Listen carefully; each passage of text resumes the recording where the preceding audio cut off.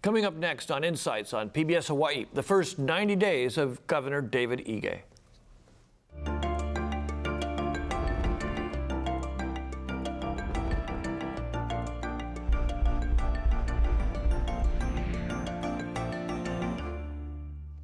Aloha and welcome. I'm Daryl Huff of Hawaii News Now for Insights on PBS Hawaii. While on the campaign trail, Governor David Ige pledged to transform government by building consensus, increasing transparency and efficiency. Since his inauguration in December, he's put together a team of advisors, submitted a bill package to the legislature, made numerous cabinet appointments, and delivered his first State of the State address. Tonight, the first 90 days of Governor David Ige. If you have any questions or comments on Governor David Ige, we invite you to share them with tonight's panel. You can call 973-1000 if you live on Oahu, or 800-283-4847 if you live on a neighbor island. You can also visit pbshawaii.org to send us an email or find us on Twitter at PBS Hawaii. Now to our panel. Representative Scott Saiki is a Democrat and the majority leader in the State House of Representatives. His district includes McCully, Kaka'ako, and downtown Honolulu. Representative Beth Fukumoto, a Republican, was appointed House Minority Leader in December. She represents Mililani and Mililani Mauka. Chad Blair is a veteran Hawaii reporter who covers politics for Honolulu Civil Beat. And Colin Moore is a political science professor, assistant professor, actually, although I always call him professor, at the University of Hawaii at Manoa. We invited the governor or someone to represent him to be on tonight's show, but they declined. Now, the first question, and I'll try this for Chad because you've been on this show more than anybody else. What's the most exciting thing David Ige has done in the first 90 days? Well, you know, Daryl, whenever I'm having trouble sleeping at night, I'll reread the State of the State address, and I find that, it's hard to think about what he's done that's exciting. If you think back to 4 years ago and Neil Abercrombie's first 90 days in office, he had already upset a lot of people with taxing the pensions of seniors and a few other things, and that's before he even got to the Pro Bowl. One thing I will say is he went to the White House, and that was kind of a treat to see him there, and was actually a featured member of the Democratic Governors Association that was there. He said that was the highlight of his trip, being in the White House for a state dinner. Not a state dinner, but a nice formal array. Professor Moore, you thought that was pretty exciting too? Well, it was. It showed that there was this moment that showed that David Ige really has this sense of humor. The president, it was very cold in Washington, of course, and the president said, "Well, I'm not sure David Ige has a coat," and he responded very quickly, "I got one in Denver," and everybody laughed. So, he does seem to have an unexpected charm at these national meetings, which I had not anticipated, but I think played very well in the national media. Representative Fukumoto is a Republican and you've been in the House how long now? This is going to be my third year. Yeah. Third year, okay. Yeah. So this is, Second term. You had the end of the Abercrombie administration and now this. What right. struck you about him? He came to my office on opening day, and that actually I thought was a big surprise. I think he visited a lot of members, and I had never had Governor Abercrombie do that, so that was a big surprise to me. And how was it? What's it like to have the governor wander into your office on opening day? It was really nice. My family and I were just cleaning up, actually getting ready to leave, and his staff came in and said, "Do you have time for the governor?" That means you weren't the first on the list. Right? I'm right at the end, right near the elevator. So, but he wandered in and just said, I want to wish you luck, and I was just like, oh, great, this is a good start. So, Representative Saiki, as a longtime veteran of the legislature, what struck you, and anything exciting, or at least really struck you about the first 90 days? Well, Chad Blair stole my answer. I was going to say that the governor did not propose a pension tax or creation of the Public Land Development Corporation in his State of the State. But what he has done since taking office is held press conferences, which I think is a really good sign. He's willing to go out there and subject himself to questions with no agenda and just be forthright. Although I will just interject here, he actually said when he was running for governor that he would hold those weekly. He would have regular press conferences. He hasn't done that. He's only had a couple. In his defense, he said he's been busy trying to pick cabinet members and get the budget ready. As a reporter, I'm hoping that he will continue to be more forthcoming about being available to the press. At this stage, it's hard to imagine, but we are halfway through the legislature. And Representative Saiki, let me ask you, as much as he has talked about collaboration, has he been acting differently through the course of this thing? How is he influencing what's happening downstairs? The governor has actually made a really good, great effort at keeping in contact with the legislative leadership and with the key committee chairs. He calls people in for meetings. He'll make telephone calls. He is monitoring legislation. And if he doesn't like what you're doing, what does he do? He'll just say it.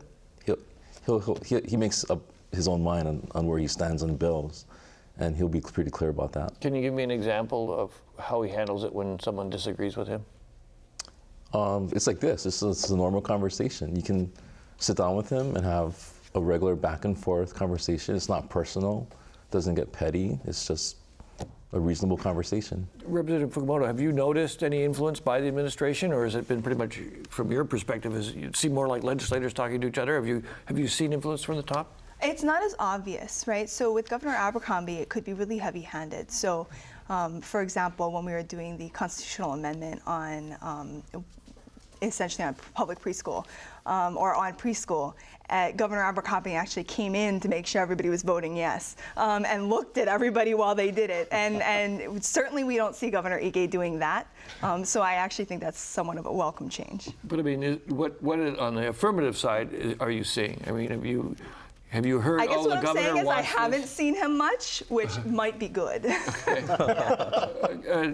Professor Moore, what do you think?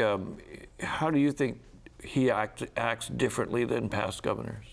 Well, as he started, I've been interested in thinking about his leadership style. And I think this transition moment, as he's been assembling his cabinet, does give you some idea about how he's going to approach this job, right? I mean, he still is this kind of lead from behind guy. I mean, this is no drama Ige. If we were all in Governor Abercrombie's canoe, I mean, for David Ige, this isn't about a new day for Hawaii. This is about spring cleaning for Hawaii. And he's always had a very modest agenda.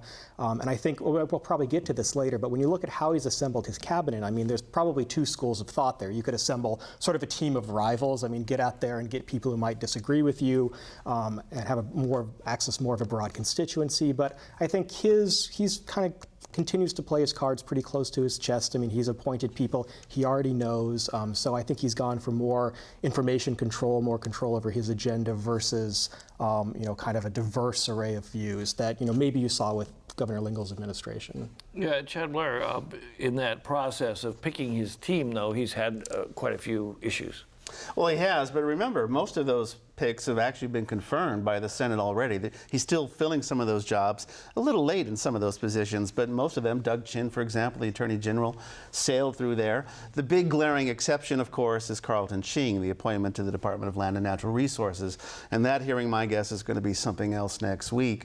Shocked everybody in the environmental conservation movement, the anti-development group, if you will, that he picked someone who was a lobbyist for Castle and Cook. Seems to be in contrast to all the other nominations. I mean, talk about drama, right? Yeah. Well, actually, I think that a couple of news organizations have done an analysis that actually points out that a number of the people that he's appointed are actually former lobbyists. That's people correct. That came representing, and Representative Psyche. Is that how do you explain that, from what you know, that what kinds of people are these, character-wise, that he would prefer them over, say, a policy wonk in that particular area? I think the governor was very deliberate and very methodical in how he approached the appointments. And, for him, the bottom line was, people who would be objective and who had a good sense of what public service means and their dedication to Hawaii. That was the bottom line. Colin Moore, on that issue, he has managed to do the same thing the governor did in really irritating the environmental community. Did you get the impression that was intentional, or did you get the impression that they really didn't think this through? And I wonder if that's an issue for the rest of the panel too. Yeah. So I mean, I think it's hard to to interpret this any other way than that they made a mistake. I mean, whether or not the appointment was a mistake is another issue, but they clearly didn't anticipate the kind of outcry from the environmental community. I mean, you could justify why Carleton Ching would be a great head of the DLNR. I mean, you could say that he has existing connections with the legislators. But if you were going to do that, you'd probably want to get ahead of the media agenda, right? You'd want to get ahead of the news cycle and explain why you appointed someone who might be objectionable. The fact that they didn't do that, and they really haven't been particularly forthcoming, I think, in justifying this pick, I think it shows some clumsiness that I really didn't anticipate. Representative Fukumoto, is that one area where Republicans are going, weakness? I haven't heard a lot about it. I know certainly some Representative Thielen has raised a lot of concerns, particularly our Republicans that are more concerned about the environment and tend to be more anti-development, don't like the decision. But in terms of his ability to push his agenda, do you think it's been harmed by this at all? No, I don't think so. Chad, your thoughts about this? What message is being sent by the folks he has appointed? Well, I think with the Ching appointment in particular, and Colin was getting to this, it was a clumsy rollout. There's a learning curve for him in terms of his communications team, and he's just named a few people recently, Jody Leong and Yasmin Dar and a few others with TV experience, media experience. But that thing was announced on a Friday evening. And as you know, being in the journalism business, you announce things on a Friday evening because you hope nobody will notice. I don't think they really even realized that was the perception that was going to be out there, because within hours, the environmental groups were already putting together a petition saying this is not the guy, and it backfired on them. And then what are they going to do then? Well, I stand by my position. He has heart. He's the guy for the job. And it looks pretty bad. This is a real first test for David Ige. Well, there were two appointments that I'm aware of that had to be withdrawn. One was his labor director appointee because she didn't fulfill the residency requirement. Yeah, but that's kind of shabai. Well, and then the second one was an appointment to the Corrections Division who had fairly direct personal conflicts of interest with potentially her underlings. I'm wondering, Representative Psyche, were you a little distressed when you saw these things? Did it give you an indication of disarray or just being in over his head? No, I think it just represents the fact that it's very difficult to fill these positions. And I think increasingly in these times, a lot of people don't want to serve in these positions. I know the governor reached out and made a great attempt to find a lot of diverse people, and people weren't interested.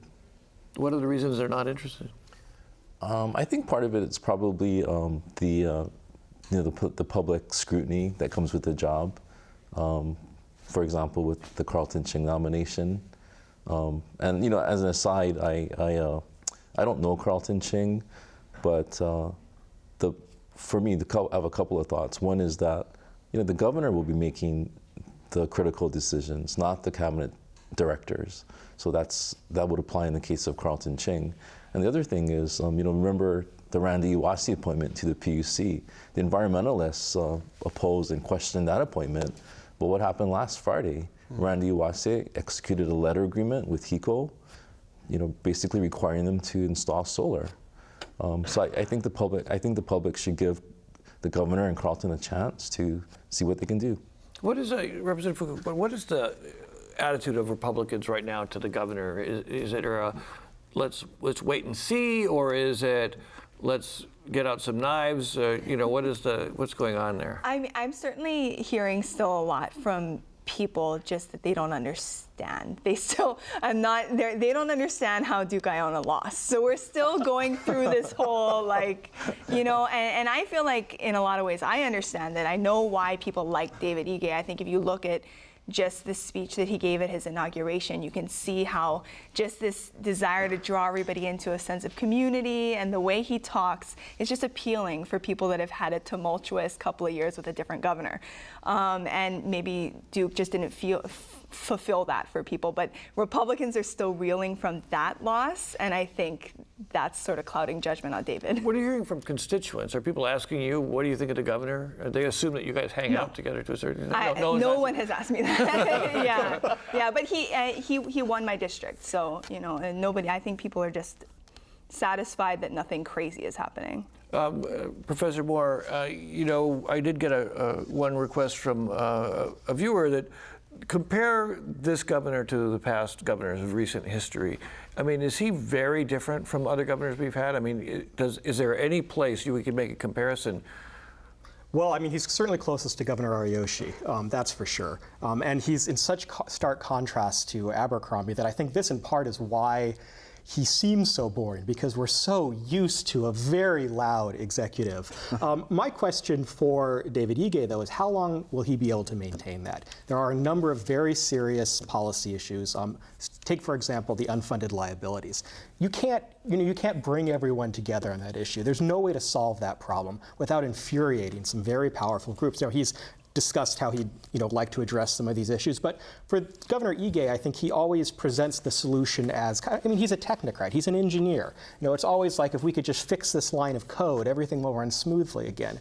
But I think he's going to get a lot more criticism soon when he's just going to have to push something through. Some of these problems, there's no way to address them, and I think the unfunded liabilities, particularly healthcare, is the biggest one there, without really infuriating some of his former supporters. And the fact that he doesn't announce that he's going to take somebody on like Governor Abercrombie did is, a pretty, point in his favor. But he's still going to have to do it. He's still going to have to make some difficult decisions. Representative Psyche, you seem quite confident in his ability to do that. Do you think that a technocrat is kind of what we need right now, and why? I think that's exactly what the public wanted and voted for. And I think the unfunded liability is a good example of where David Ige is coming from, because he's a self-described nerd, right? I think he really enjoyed the fiscal issues when he was in the Senate, and he's going to carry forward with that work as governor. It was only 2 years ago that the legislature passed David Ige's bill that would require the state agencies and the counties to pay their fair share of the unfunded liability over the next 30 years. Just to interrupt really briefly, just for the viewers who aren't 100% knowledgeable in state government, unfunded liability is the fairly large amount that the government has to give to make sure that the pension and health fund benefits are there for state workers in the future. And how big an issue is that right now? How bad is it? Well, there's two funds basically. There's one for pensions and there's one for health funds, for health benefits, medical benefits. The medical benefit side had been neglected for decades, and the unfunded liability there was $13 billion. And it was only 2 years ago that we began to address that through then Senator Ige's legislation, which incidentally was opposed by the Abercrombie administration 2 years ago. The pension side is also at a deficit, but that is funded through employer contributions as well as employee contributions. So the big issue when we talk about unfunded liability is coming up with money to balance the budget, right? Really? Right. And in that sense, where do you think he's going? Well, the legislation that was passed 2 years ago puts the state on track to fully fund the health benefits, the health fund, over a 30-year period, assuming that the state agencies and the counties pay their fair share over that period of time. But what's built into that legislation, more so for counties, is a sanction. If they don't pay their share, then their share will be taken out of their share of the hotel room tax. Oh, I see. So there's a carrot and stick kind of thing going on. But, and I apologize for keeping asking you these questions, but I think that you probably know the governor better than anyone else on this table. What tactics would he use in a situation where he has this very direct conflict, as Professor Moore mentioned, where some people don't want to have their money taken away and other people need their money? Well, I think he has that personality type that will diffuse the conflicts. I know that he is working to address a couple of issues that we'll probably have to really work on next year. One is the public hospital system, which is just a landmine. The other is the health connector, the health exchange issue. Okay, as we go later in the show, I'm sort of getting a number of calls from viewers about very specific issues, and we'll go back and we'll talk about those. I still want to talk a little bit more about leadership and direction. Two callers, both concerned very much about the neighbor islands. Jay from Maui, Ige has paid zero attention to the outer islands. Is this what we can expect from the rest of his term? Is he ever going to come to the outer islands? During the campaign, he said he would, but not so far.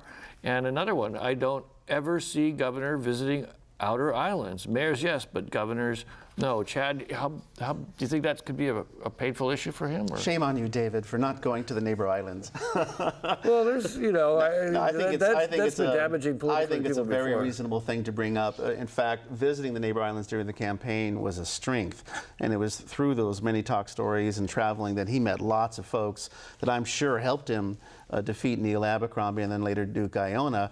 Let's face it, though, he has been busy. Those first 3 months, he's hiring people, he's traveling to Washington, he's got to get a budget together, he's got to get his own bills that they're submitting, so he's had a full plate. I would imagine he would do what Governor Abercrombie did, which is to then take his cabinet to the neighbor islands at some point. But I hear you, neighbor island folks, and I'm certain that the governor does too.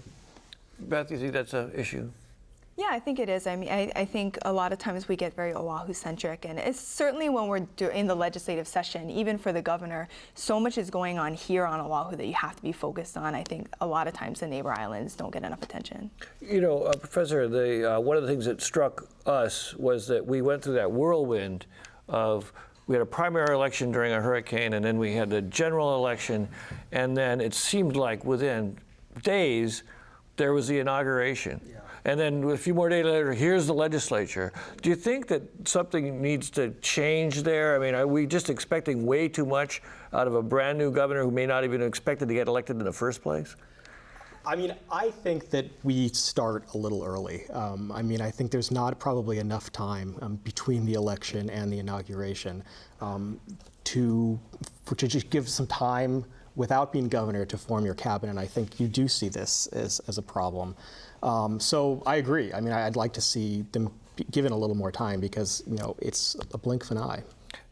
Representative Psyche, let me ask, though, in this short period of time, what do you see as the priorities that he set? I mean, if not down to specific tactics, but what are the main issues this governor cares most about? I think number one is the fiscal condition of the state. He's going to hunker down, and he already understands the finances, and I think he's going to be looking at ways to kind of restructure government, to tighten things up, so that we don't have to raise taxes in the future. Is there a fear, Representative Fukumoto, that he's going to be very soft on tax increases, that he's going to be willing to raise taxes? Is that a big fear in your caucus? Definitely. I think so. It was an issue during the election, but he said he's not interested in increasing taxes. But I think at some point, I have a theory that any governor from now until the end of time is not going to get out sort of unscathed. And it's only a matter of time with David Ige. Mm-hmm. And I think taxes could be one of those things. Why? Just because we have so much going on and we have so many issues. And in part, I say just because of the news cycle and the constant attention on governors, that's part of the problem. But I think additionally, just we have so many issues that the state is facing, and I don't see that changing. Chad Blair, at the beginning of the program, we asked the question, is the realities of governing getting in the way of transparency and efficiency? Is it your impression that the reality of governing has overwhelmed David Ige to a certain extent at the beginning of this? I think anybody, even though they served in the legislature for 20 years, something changes when you go to that fifth floor. Remember, Neil Abercrombie was a legislator. He was in the House and the Senate, he was in Congress, he was on the City Council, and something does change. Having said that, I remember someone who knows him quite well in the Senate when he was running. I said, what's he really like? And he goes, Chad, what you see is what you get. That's exactly who David Ige is. He's an engineer from Pearl City, right? Yeah. And he will approach problems as a challenge because he likes to fix those kind of things. I have a sense he's not going to change too dramatically. Yes, he will be confronting some very big decisions, but I have a feeling his approach is going to stay the same. Go ahead. And I was going to say, his personality, I think, does lend itself better to be an effective governor than Governor Abercrombie's, for example. There's a famous theory about executive power by this old political scientist named Richard Newstead, who always says, in this case, the president, presidential power is the power to persuade. Right. That if you stand up there and you command people in your party to do things, if you yell at interest groups, that shows weakness. Strength is when everyone just kind of magically comes together and your agenda appears even when you really don't look publicly like you're advocating for it. And I think, David Ige has been a very effective legislator, and I think his skill set in that case, although it doesn't seem like TV governor in this case, actually will be very effective. I was going to say that even though he's quiet, there is an intensity to him and a lot of confidence. And I think that will become even more apparent to the public over time. You know, it's interesting that all four of you have been watching him for a long time, have known, some know him personally, but the average person is seeing him through the lens of television, and that might be a big disadvantage for someone like him. But Chad, let me ask this question in terms of, and as Professor Moore brought up,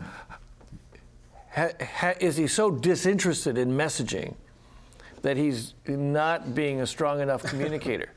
You know what? When he was running for governor, they actually hired someone to help him with his speaking style and debating.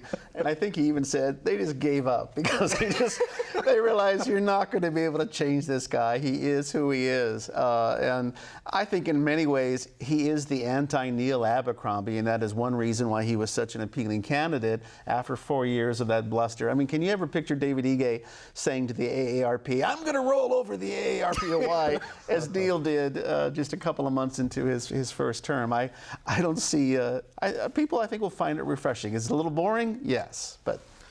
I was going to say that, speaking of speaking style, the governor actually mentioned this to us, that there's, I think it was on the Huffington Post website, there's a poll, this is a couple of weeks ago, there was a national poll on which governor sounds the most like Elmer Fudd. Oh no, Kermit the Frog. Kermit the Frog. David I mean, there's a Ige, competition There for was that? a competition, and there was a governor from another state, and I'm not sure who won the contest. Oh, gosh. Actually, the Kermit the Frog thing is real. If I may, he was in the Civil Beat office during the campaign, and they left the campaign book there by accident. He was in there, they left it with all the notes and where to go. And on one page is written the word Kermit, and I'm certain there was, he can't change who he is. I think it's a charming voice, it has an appeal, but there's no question if you were blindfolded and you had to say, is that Kermit the Frog or David Ige, it'd be a tough call. Okay, so Kendrick Hawaii Kai, interesting question. Again, I love how viewers will hone in on something that's very indicative. One of his first decisions that he had to make, not to grant the extra holiday on Christmas Eve. How important do you think that was as both something to do and a message? Beth, I'm sure there's a lot of state government workers in your district.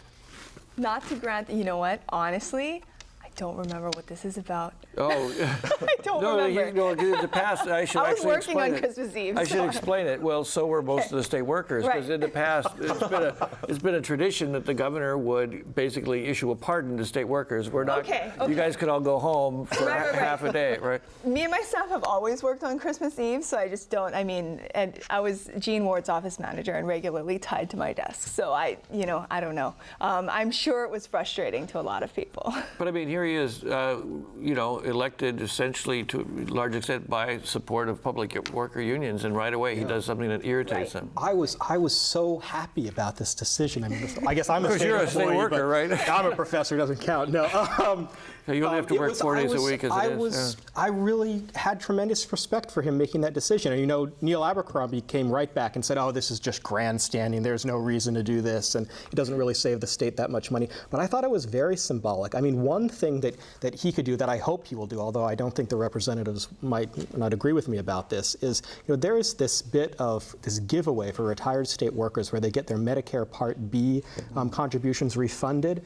Neil Abercrombie proposed getting rid of that. It didn't go through, but I mean, that may be something that the governor will try to do, although, like you said, he was elected by state, a lot of public employee unions, and they are not the sort of people you want to mess with in the state. AARP Hawaii, too, for that matter.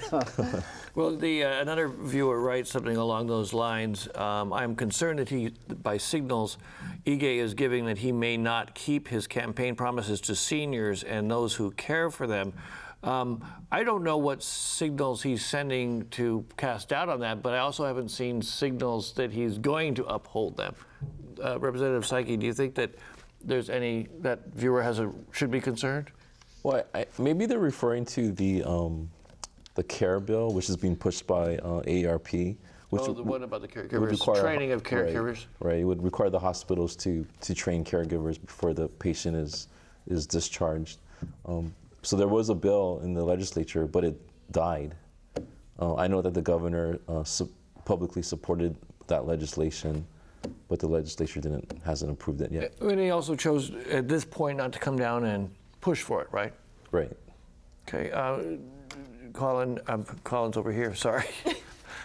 Chad. Professor Blair. Professor Blair. Well, keep You have a working. PhD too. I do, thank you. Dr. Blair. What do you think is going on that people are starting to have doubts? I mean, this is someone who should be right in his constituency asking, I don't know what's going on. Well, I would say they're PBS Hawaii viewers, so they're intelligent, they pay attention to the news, they watch the show because they care a great deal about state government. I think it's a little soon. I mean, the idea that he might turn his back on the kapuna, it just isn't going to happen. Remember, that issue probably hurt Neil Abercrombie more than just about anything during the election. And you just don't mess, as I said, with the ARP Hawaii as well as the public sector unions. But I think it's probably because a lot of people care. I mean, one thing he's come in, you're right, it was a very symbolic thing. He's going to run a tight ship. There's not going to be any huge expenditures this way and that. And I think that's something that the state needs, particularly with those unfunded liabilities not far on the horizon. Okay, in a moment we'll come back. We'll talk more about some specific issues. Right now I want to remind viewers, do you want to add into tonight's discussion on Governor David Ige's first 90 days in office? Please call, email, or tweet your questions and comments. Call 973-1000 if you live on Oahu, and 800-283-4847 if you're on a neighbor island. And I hope you can join us tonight. Getting nice piles of questions, and some of them are getting more and more specific. Let me give you this, Representative Psyche.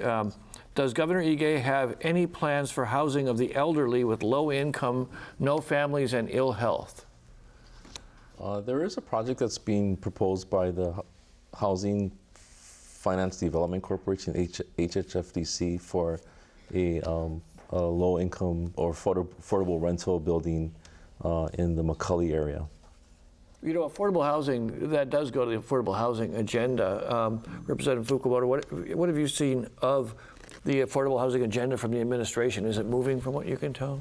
Well, yeah, and I like that he came out right in his State of the State and said that he's interested in doing affordable housing as TOD and part of the rail and his commitment towards the rail. And I like that he came right out and said that. But as far as, I think we're still waiting for the details of some of those things. Yeah. Chad Blair, this issue of affordable housing, let's kind of explore it a little bit. Do you think that he's got a plan that actually is getting any traction? Have you noticed what's going on with that? I haven't seen anything to the extent that Mayor Caldwell, for example, has in the city. I don't see anything along the lines of a housing first and so forth. That isn't to say that he doesn't have it. I was looking over his bills today, and nothing kind of leapt out in that regard. I would certainly imagine that it is on his agenda. It is kind of hard for me to imagine that you would have these senior facilities next to the rail, transit Right, not senior affordable housing, others for other low-income housing, right, and yeah. it makes sense because that way you Yeah. don't have to have a car and you can hop right on the rail and go to work. But that is clearly the challenge that all of us are facing here in the state: affordable housing. Not all of us, but most of us. Well, I think that he did adopt the Senate proposal, which was floating around for a lot of use of state lands around rail terminals for housing. How's that going to do, Representative? As far as I think it's something like $200 million or something like into the trust funds for affordable housing. in the rental housing trust fund. Yes. Yes, and I think we may add some more to that Really? that pot. Yes, this year. Colin Moore, what do you think about the affordable housing issue? Is that important enough to affect voters? Oh, absolutely. I mean, governors promise, tend to promise two things. Every governor in the nation says they're going to create jobs, right? In Hawaii, they always talk about affordable housing. The problem with this is, in both of those issues, it's not really clear how you can solve that policy problem. I mean, can governors really create jobs? I'm not sure they can. Can we really provide affordable housing in a fair and equitable way for a lot of people who live here? I'm not really sure we can. I mean, I can't think of many examples aside of doing things that we're probably unlikely to do, like rent control or making very, very high buildings, where this is going to be solved that easily. So, I mean, in this case, I think it's less about political will than really knowing how to solve that problem in an effective way. And I think the TOD development is a good start along that. But, this issue, unlike some of the others, I think it's kind of that the solution is still somewhat unknown, or no governor might be willing to do the sort of things you'd have to do to really get affordable housing. That we did get another question about transportation rail, I'll throw it into that bucket. Question, with regards to the governor visiting the other islands, I'd like the governor to visit the west end of Oahu during rush hour. Yes, please. You'd never be able to get there. Milani, I mean, the rail debate right now is centered around the excise tax question.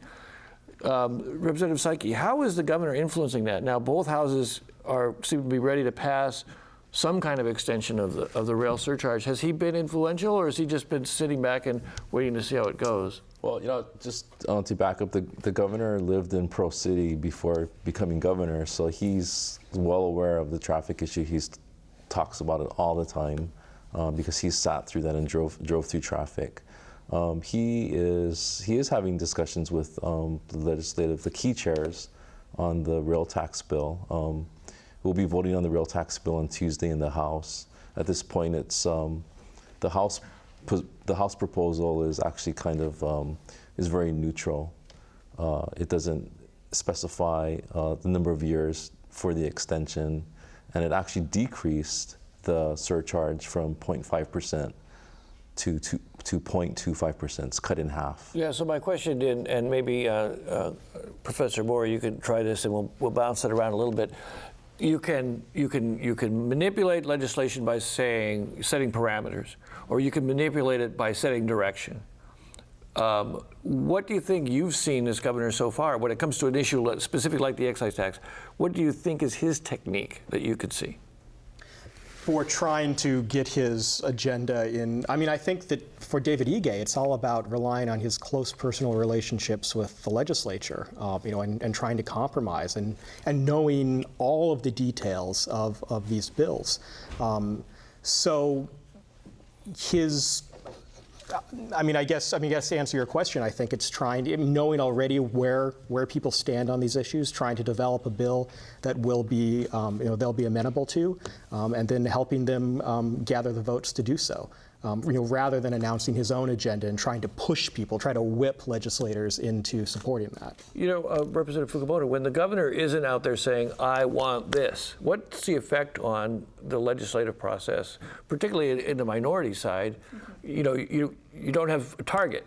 Right. Right, and I think some of the frustration, the one area that I would say I have been frustrated with the Ige administration is that they're not coming out openly and saying, I want this. And I think in something as important as the rail, he's saying that we should do it in the right way at the right time. What does that mean? I keep listening to it, going, what does that mean? What do you want us to do?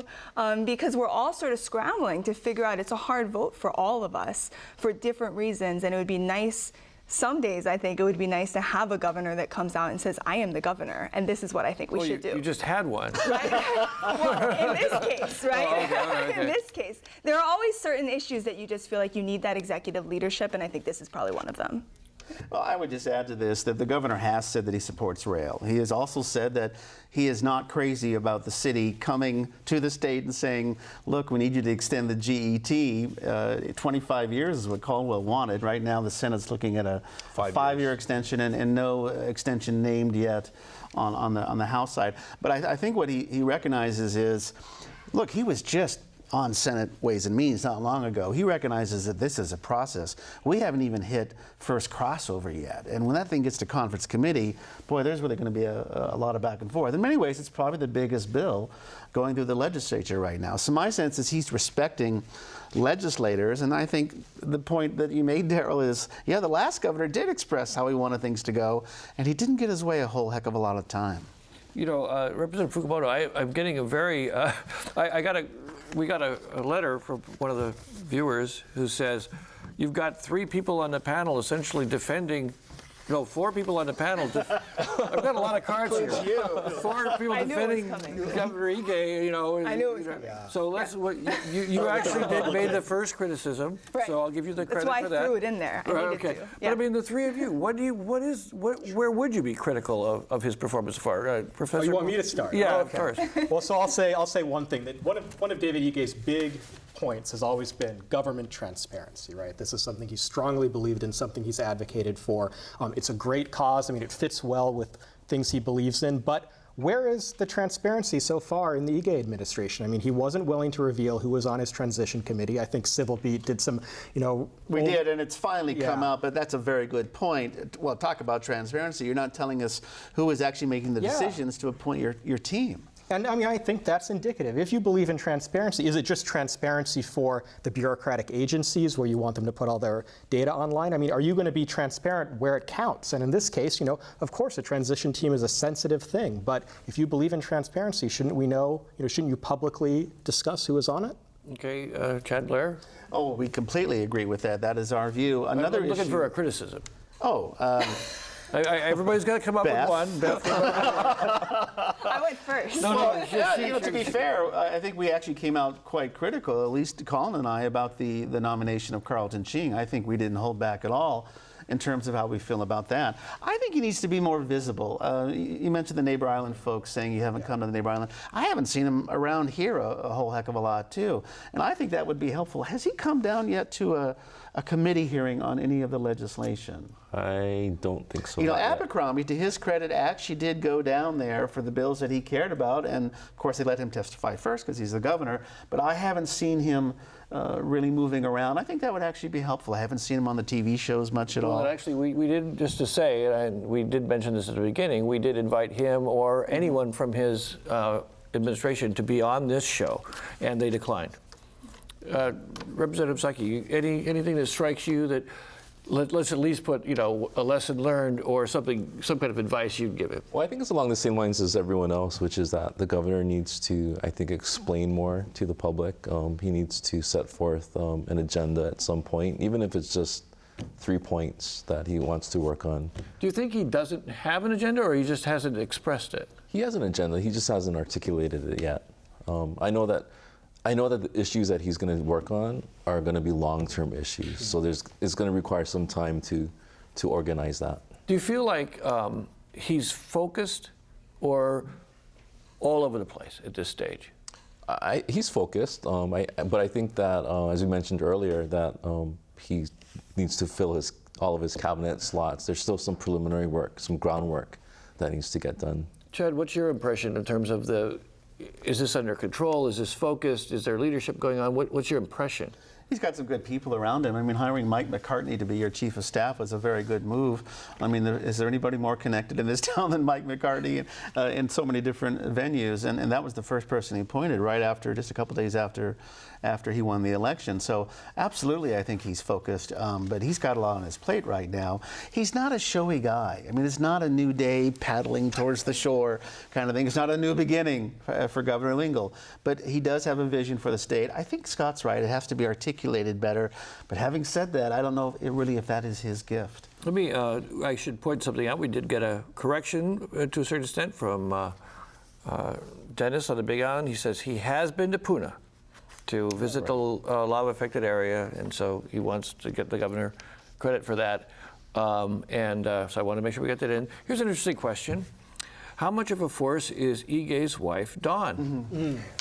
What do you think? Well, one of the one signature initiative Ige's talked about that we haven't mentioned is education. Right, in school. And he's often said that he wants to devolve more control to school principals. And of course, the First Lady of Hawaii is a school principal. And so I expect she'll be very influential when it comes to forming education policy. We haven't really seen, I don't think yet, maybe the legislators know more than I do. I mean, concrete proposals there, but clearly I think that is being influenced by her. I think in his State of the State, I was quite struck where he said, that was a priority of his, and specifically addressed members of the Board of Education that, let's get in line here, folks. I thought that was kind of outside the box. Representative Fukumoto, have you seen any kind of education legislation that's of significance even in this year? No, and I think when the education suggestion came up in the State of the State, I had a similar feeling. This is an interesting suggestion because it could potentially be even as much as local school boards, which was a huge issue years ago, but again, it wasn't concrete. We don't know. It could turn into anything really at this point, and I think that's another one where it would be nice to have maybe something a little more specific.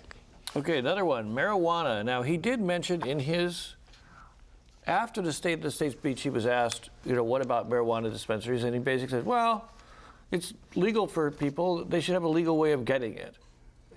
Representative Psyche, is that how he communicates even to you folks? It's like, this is logical, but he's not telling you what to do? Yeah, that happens. That happens regularly. He will give a general opinion on something, and I think he's respectful of the legislative process. He wants the legislature to be able to come up with a solution that will go up to his desk for approval or veto. So is he setting parameters? I was kind of asking that question before. Does he come down and say, don't even bother with that? I don't recall a situation where he has said don't do something. He's expressed reservations, for example, in the rail tax.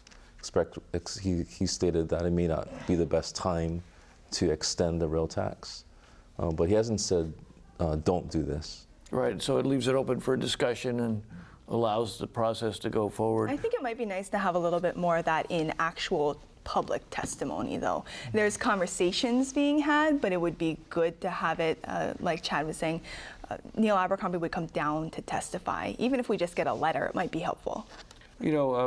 Professor Moore, there was an interesting comment. I'm trying to remember who made it, but you mentioned that the closest thing we could compare Governor Ige to in terms of past governor is Governor Ariyoshi, who left office 35 years ago, something like that. But I'm just wondering, in this day and age, with a 24-hour news cycle and everything else, is a governor who operates completely collaboratively going to be accused of being non-transparent? Oh, I think so, but that might be a strength. I mean, maybe it is better to get a cabinet where people are very disciplined, where they're not going to go off message, and just to not even feed the beast. I mean, maybe that's an effective strategy. I don't think we've seen a lot of politicians try that recently, but maybe this works. I mean, this is sort of an experiment, and maybe he's going to try it. I mean, it certainly doesn't work to continually give them information because you're going to slip up. Chad Blair, you represent the beast on this panel. What do you think of that question? Well, of course, we're just waiting for him to slip up because we're going to jump in there. I mean, what was Ariyoshi's slogan? Quiet but effective. And can you think of any better way to describe David Ige? And I don't think you're going to see a whole lot of change in that regard. And it may be a point where it may wear out on us. We may want something more exciting 4 years from now. But I think the real test will be is if the economy holds, because that's something that Cayetano and Lingle and Abercrombie had to deal with. Abercrombie less so, but came in with that huge deficit because of the 2008 crisis and so forth. And he hasn't had to face that situation yet. And as you know, the international economy is always in flux. And if we take a hit in tourism, I think you're going to see a lot less cranes in Kaka'ako, for example. That will be a real test because then he's going to have to make some tough decisions about revenue, which might include a tax increase or, dare I say it, cuts to public sector unions. Actually, I'm glad you mentioned that because for the last 5 or 10 minutes, let's talk about the big tests ahead. The honeymoon period we all talk about, probably we're still in it. Representative Fukumoto, where do you think the big test is? We've mentioned economics. Will it be taxes? Will it be privatization? Will it be some time when he has to take on the unions? Is he going to have to take on the public employee unions? Every governor has, so I don't know how he's going to avoid it. That's one of the questions that Republicans do keep asking, is at some point he's going to have to, or he's not, and he's going to bankrupt the state. So one way or the other, and that's basically what Republicans keep saying, and everybody's sort of just waiting for it to happen. Colin Moore, in fact, the way the budget is written right now, we're burning off $200 million in surplus every year. So where do you think that's going to end up putting the governor? Well, that was kind of the one point I was trying to make earlier, which is that I think he's going to be forced to anger some of his constituents, and the public sector unions are probably going to be part of that. Right now, I think the legislature has dealt with trying to control public sector benefits. Full disclosure, I'm obviously a member of a public sector union here, UPA, but they've done it through this tiered system that if you're hired later, you get fewer benefits than people hired before you. That's not a very effective public policy. It's probably good politics. So is he going to try to reform some of these public sector benefits overall? I think that would be the best policy solution. But that's going to be very politically difficult for him. But I think something something has to give. And from what you know about the governor, where do you think he'll stand on what gives? Well, I think the governor has a good working relationship with the unions, both public and private sector unions, and he's the type that he's going to call them in when he needs to try to resolve these fiscal questions. Do you think that he's involved already in the privatization of Maui Hospital, for example? Do you think that's a huge test? It is a big test, and there is legislation going through now to privatize the Maui facility. My belief is that the governor wants there to be full due diligence before that facility is privatized, and that would include due diligence involving working with the unions. Well, that's a tough issue too, because it involves the complexities of healthcare, the complexities of contracts, complexity of land use and debt and all those things. Chad Blair, what do you think is going to be the biggest test for him? Didn't I already tell you it would be the economy if it went sour? I thought Okay. But the economy goes sour. Then the big test is what do you do about it? Well, I will say this. It is a question of style. And remember, Neil Abercrombie was as pro-union as anybody you can come up with. He formed UPA back at UH and was very close to all the unions. The problem is he imposed that contract on the teachers. And because of that so angered HGA in particular, but also the UPW, that I think it really backfired. I mean, in the end, those unions got their pay cuts back, as well as increases on top of that. You guys just signed a contract not long ago, too. But it was the style thing that I think bothered people. But Ige just doesn't have that. It's hard to get angry at the guy, because he'll be very reasonable and talk to you about it. And due diligence is absolutely right. But I do think that is going to, particularly if the economy goes south, that's going to be perhaps his biggest challenge. We said nobody gets angry, but here's one. I've called the governor's office 3 times since he was inaugurated. Each time the answers to my question was, I don't know, I'll have to get back to you. The people seem inexperienced. This is poor management. It takes a lot of competence to run a governor's office, let alone a state. Representative Fukumoto, have you seen anything that gives you great confidence in his competence to run an administrative office and essentially administer a state? I don't think we've seen any. I think the jury's still out. I don't think we've seen anything yet to say absolutely yes. Colin? Well, he didn't. I mean, he wasn't really playing with a full staff for a while. I mean, I thought you were going to say a full deck. No, I'm mixing my metaphors. He didn't really have a full staff for a while. Now he has some people who are very experienced in communications on. I mean, at the top, it's a very, McCartney is, very experienced. So, I mean, I don't think it's incompetence or amateurism. I think he was just very slow to fill his staff, and I think now that he has everyone, it'll be a little more responsive. Representative Psyche, have you seen an improvement in the competence in that, you folks are always going to be asking them for the administration for information. They are the storehouse of the information. The legislature is traditionally sort of in a disadvantage when it comes to data, when it comes to all those sorts of things. Do you see him as going to be perhaps the most competent governor, or has he not shown that yet? Well, he will be one of the most competent governors. He did take a while for him to fill up his staff positions, but I think at this point they have filled most of the positions in his office, including the governor's policy office, which is going to be instrumental in working with the legislature on legislation. And we're seeing more of the policy staff members in the Capitol at the legislative hearings. So I think that they're on track. There was a period where they had to get acclimated to the new administration, but I think they're on track. Representative Fukumoto, what have you seen so far? Have you seen the administration being quickly responsive to legislators, or does it tend to be a little bit of mushing around? I think Governor Ige is just slow and deliberative about everything. And whether or not that's going to make him successful in a time when everybody expects things really fast, I don't know. Okay, so Robert on Twitter, Governor Ige has been here to Molokai post-election to meet with community leaders. He's out there listening. I mean, I find it funny that we could all sit here and assume that he hasn't. When he has, we don't know.